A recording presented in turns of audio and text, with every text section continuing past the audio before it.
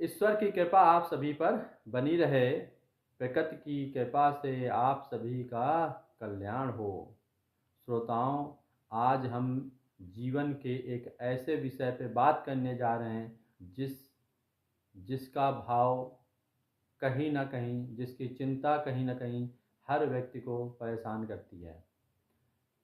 वह है वह विषय है कि हम अपने जीवन में बहुत कुछ नहीं कर पा रहे हैं, या हम अपने जीवन को सफल नहीं बना पा रहे हैं, या मैं अपने जीवन में कुछ नहीं कर सकता हूँ। इस तरह का नकारात्मक विचार हमारे युवा साथियों में, जिसमें पुरुष और महिलाएं दोनों ही हैं, हमारी घरेलू महिलाओं में इस तरह का भाव पनपता रहता है।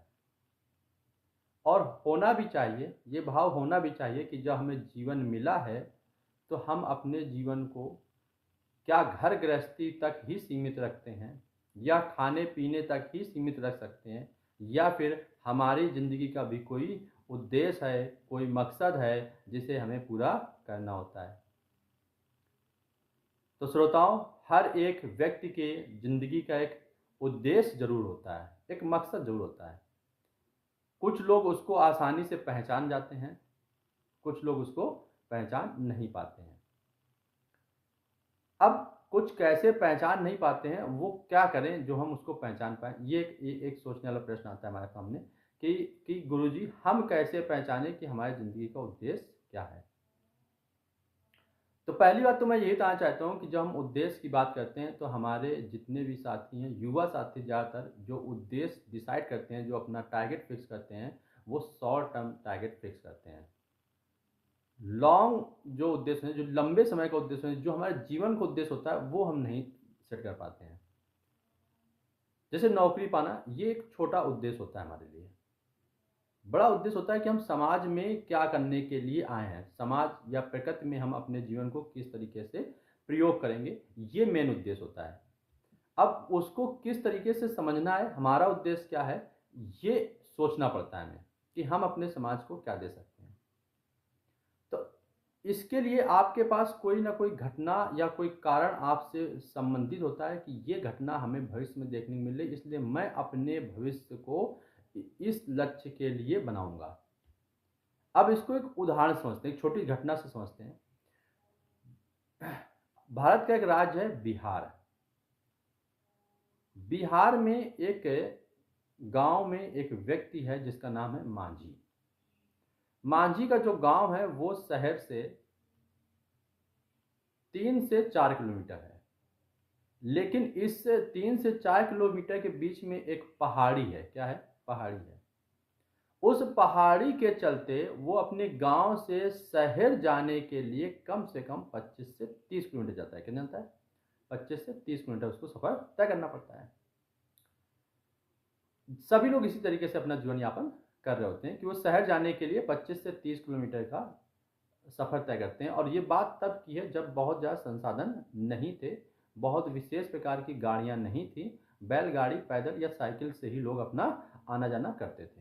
अब साइकिल से और बैलगाड़ी से आना जाना 25 किलोमीटर बहुत लंबा टाइम हो जाता है, बहुत छोटा टाइम नहीं रहता है। आज के समय में उसको जल्दी तय कर सकते हैं हम।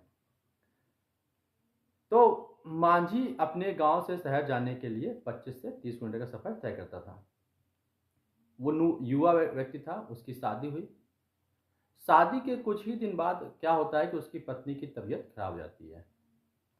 जब पत्नी की तबीयत खराब होती है तो उसको शहर जाना होता है। गांव में अस्पताल होते नहीं, तो उसको जाना होता है शहर। शहर जाने के लिए उसके पास कोई विशेष साधन नहीं होता है, वो बैलगाड़ी का ही इस तरह के साधन को लेकर के चल देता है। जब वो चलता है तो रास्ते में क्या होती है, उसकी वाइफ की, उसकी पत्नी की मृत्यु हो जाती है। जब उसकी पत्नी की मृत्यु हो जाती है तो वो बड़ा अफसोस होता है, उसको बड़ा पछतावा होता है। और ये बात उसको आती है दिमाग में बार बार कि अगर ये पर्वत ना होता तो हमारे शहर की, गांव से शहर की दूरी कम होती और मैं अपनी पत्नी को जल्दी अस्पताल ले जा पाता, उसका इलाज कराता और वो क्या हो जाती, ठीक हो जाती। इस घटना के चलते उसने अपना एक उद्देश्य रखा अपने जीवन का। ये घटनाएं ही होती हैं जो हमें हमारे उद्देश्य के लिए प्रेरित करती हैं। इस बात को समझना था यहाँ पर। हमने कहा ना कि घटनाएं ही हमें हमारे उद्देश्य के लिए क्या करती हैं, प्रेरित करती हैं, कि हम अपने और अपने समाज के लिए अब ये नहीं होने देंगे इस घटना के द्वारा।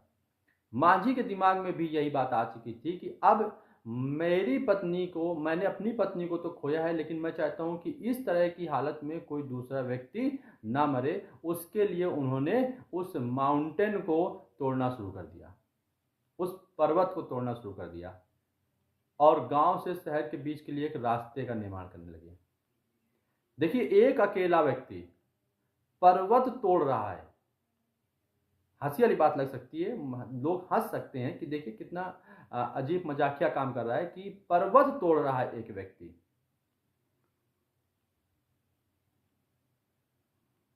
लोगों ने हंसा उसके ऊपर, उसका मजाक बनाया और उसको मना भी किया। मजाक ही नहीं बनाया, उसको मना भी किया लोगों ने कि आप ये काम मत करो, आपसे नहीं होगा। यहां तो लोग बोलते हैं आपसे कि करो, तुमसे होगा। उससे क्या बोलना है, उससे बोलना है कि ये तुमसे नहीं होगा, क्यों पागलों वाला काम करो, बेकूफत कर रहे हो तुम। लेकिन उस व्यक्ति का उद्देश्य था कि नहीं, अब दूसरा हादसा इस तरह से नहीं होने दूंगा मैं। उसके चलते उस अकेले व्यक्ति ने बिना किसी संसाधन के छेनी और हथौड़े की मदद से उस पर्वत को तोड़ डाला। उस पर्वत को तोड़ डाला और पर्वत तोड़ करके गांव और शहर के बीच में एक रास्ते का निर्माण कर दिया। आज उस रास्ते को और उस व्यक्ति को पूरा देश जान रहा है और माउंटेन मांझी के नाम से जान रहा है, पर्वत काटने वाले व्यक्ति के नाम से जान रहा है। यह था उद्देश्य। इस उद्देश्य को जब सुनते तो रूह एकदम बिल्कुल आपके अंदर जो आत्मा होती है ना, वो भी आपको उत्तेजित करती है। आप इतना अपना ध्यान में आते हैं कि जब वो कर सकता है इतनी इतनी मेहनत करके अपने उद्देश्य को पूरा करने के लिए, जो असंभव था वो कर दिया उसने, तो फिर हम क्यों नहीं कर सकते हैं।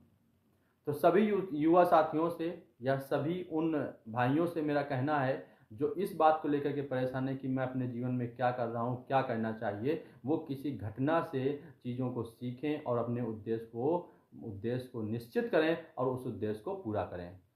छोटे उद्देश्य नहीं होने चाहिए। छोटे उद्देश्य को ना पूरा कर पाने या आयु के बंधन में जो आप उसे पूरा नहीं कर पाते हैं, तो आप मानसिक तनाव के भी शिकार हो जाते हैं, फिर आप और परेशान होने लगते हैं।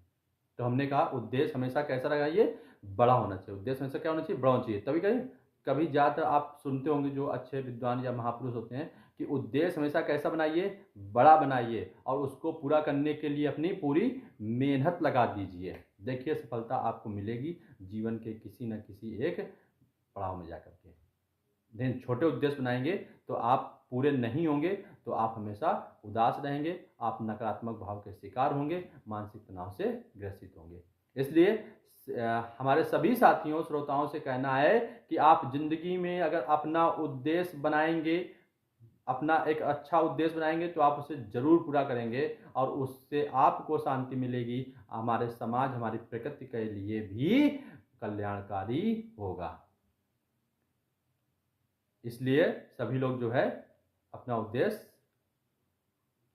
करें और ईश्वर आपके उस उद्देश्य को पूरा करने में आपकी मदद करेगा।